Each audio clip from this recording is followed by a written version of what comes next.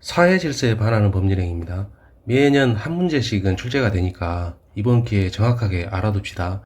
사회 질서에 반하는 법률행위 하면요, 다 잊어먹어도 좋은데 반드시 기억해야 될 사항 첫 번째, 무효입니다. 이 무효는요, 절대 무효예요. 절대 무효. 절대적 무효라는 거죠. 이게 무슨 뜻이겠어요? 어느 누구에게건, 누구 사이에서건, 이 세상 어디 가서든, 어떤 상황에서든 항상 무효라는 겁니다. 그래서 누구든지 주장할 수 있어야 되고요. 또 선의의 제3자에게도 대항 가능해야 되는 거예요. 제3자는 악이든 선이든 상관없죠. 아까 얘기했죠. 어떤 상황에서든 누구에게든 누구 사이에게서는 어디 가든 이 세상 어디 가든 항상 무효인 겁니다. 그래서 단순히 절대 무효 그러면 안 되고요. 그 뜻을 정확히 알아야 돼요. 그게 실제 문제 지문에서는 이렇게 응용이 되는 겁니다. 누구든지 주장 가능. 이게 무슨 소리지? 절대적 무효라는 거예요. 그냥 선이 제3자에도 대항 가능. 이게 무슨 소리죠? 절대적 무효라는 겁니다. 그래서 여러분이 암기해야 될 사항은 사회질서에 반하는 법률행위 그러면 절대적 무효이다. 이것을 반드시 기억하시고 문제 속에서 응용을 할 줄 알면 되는 겁니다. 이게 가장 중요해요. 자, 이 부분에서 무조건 암기하라 하니까 또 거부감을 느끼시는 분이 있을 것 같아요. 자, 그럼 제가 다시 설명을 드릴게요. 여러분 머리에 확실하게 박아드리겠습니다. 자, 이 부분을 한번 이해 위주로 좀 한번 바꿔볼게요. 사회 질서에 반하는 법률행위에서 이 사회 질서라 하면요, 첫째로 선량한 풍속이 있고요. 그 다음에 기타 사회 질서가 있어요.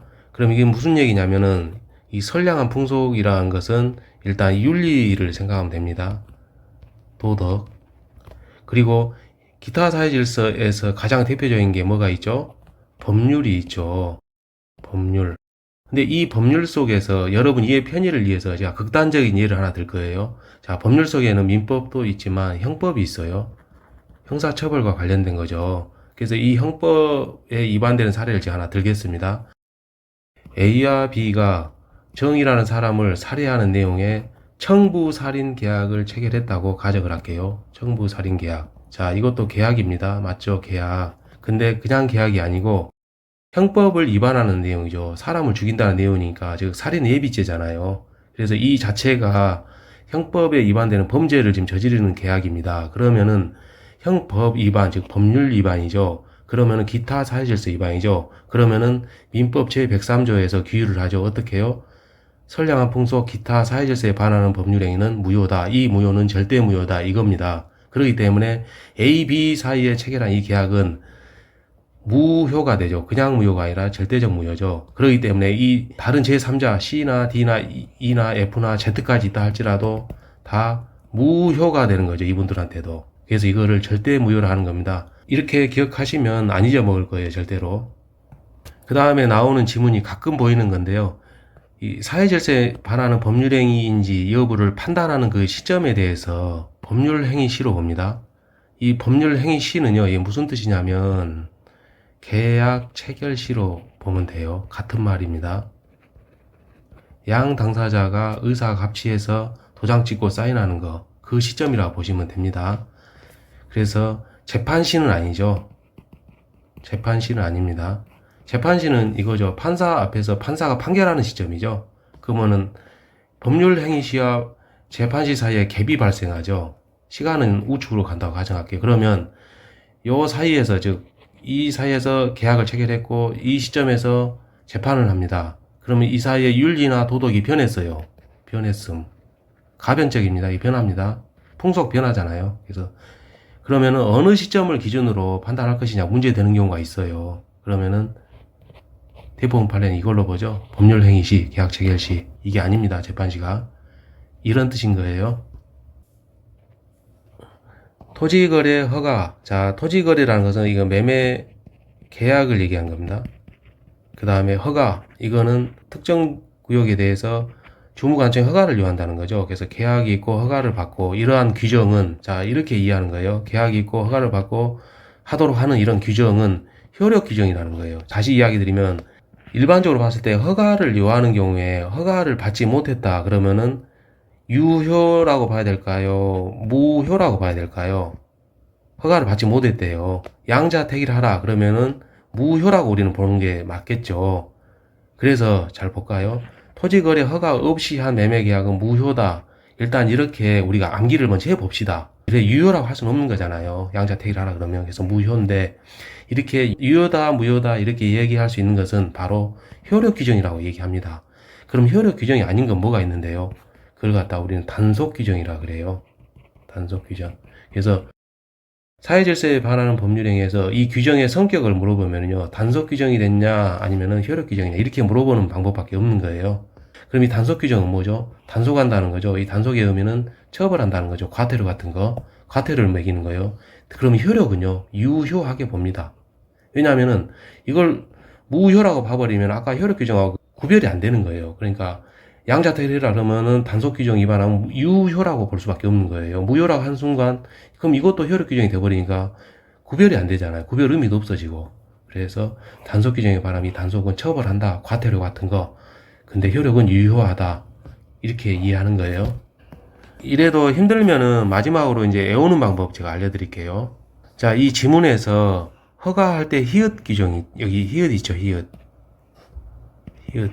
자음 있잖아요. 여기 효력할 때 히읗 자음 있죠, 여기에. 이렇게라도 외우세요. 그래서 허가 규정 관련해서는 히읗이 따라온다. 단속 규정의 디귿은 서로 안 어울리잖아요, 히읗하고. 이렇게라도 외우세요, 이거. 농지 취득 자격 증명은 법률행위의 효력 요건이 아니다. 자, 굵은색으로 된 게 증명이죠. 농지를 사고 팔려면, 즉 살려면은요, 자격증이 있어야 되는 거예요.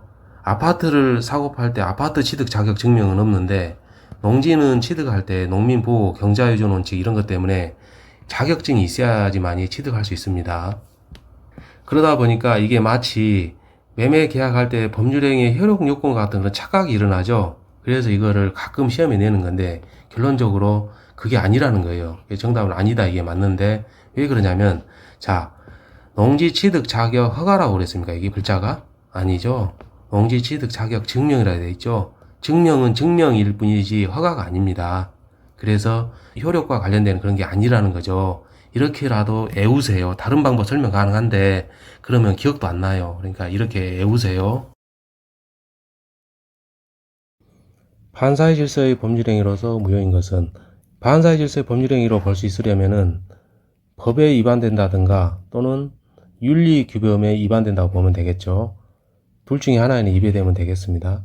기억, 무허가 건물의 임대행위, 무허가 건물일지라도 임대하는 행위 자체를 처벌하거나 금지하는 그런 법률 규정은 없어요. 그러면 윤리에 위배되는가 볼까요? 무허가 건물을 갖다가 임차인에게 허가 건물이라고 속였다는 그런 말이 없어요. 단순히 그냥 임대한 겁니다. 이를 반윤리적이라고 볼 수는 없는 거겠죠. 판례도 그렇게 봤어요. 그래서 이러한 임대 행위는 유효합니다. 니은, 처음부터 보험사고를 가정하여 체결한 보험계약. 이러한 행위는 계약만 체결한 거죠. 그래서 아직은 보험금을 청구하진 않았어요. 그래서 사기죄 실행에 착수가 없다고 그랬죠. 그래서 이러한 경우는 사기 예비 행위인데 형법에서 예비죄를 처벌하는 규정이 없어요. 그래서 법 규정 위반은 아닙니다. 그러면 뭐가 문제죠? 비윤리적이라는 겁니다. 왜냐하면은 처음부터 보험금 편취 목적으로 계약을 체결했잖아요. 그래서 성문법 위반은 아닐지라도 최소한 도덕적으로는 안 맞다는 겁니다. 그게 판례 입장이에요. 그래서 이러한 보험계약은 무효입니다. 변호사가 민사소송의 승소대가로 송금보수를 받기로 한 약정, 민사약정은 괜찮다고 그랬죠. 근데 형사에서는 무효라고 봤습니다. 그래서 민사 관련해서 변호사의 송금보수 약정은 유효입니다. 수사기관에서 참고인으로서 자신이 잘 알지 못한 행위에 대해 허위 진술을 한답니다. 그게 대해서 이제 대가를 받기로 약정을 한 거예요. 근데 우리가 이걸 아셔야 됩니다. 참고인은요, 수사기관에서 진술하는 거고요.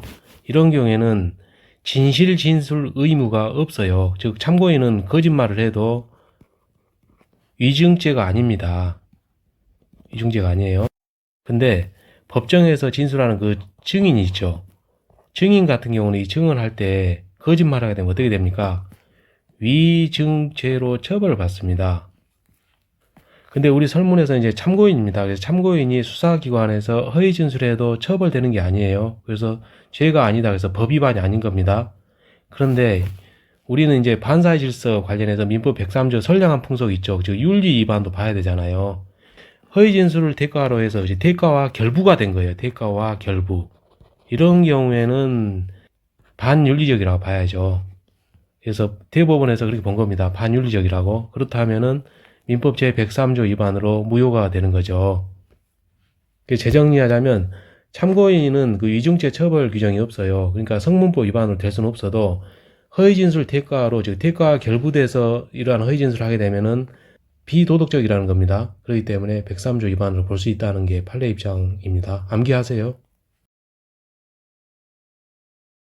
법률행위의 목적에 관한 설명으로 옳은 것은 1번 농지 취득 자격 증명은 증명입니다. 그러면은 효력 발생 요건이 틀렸죠.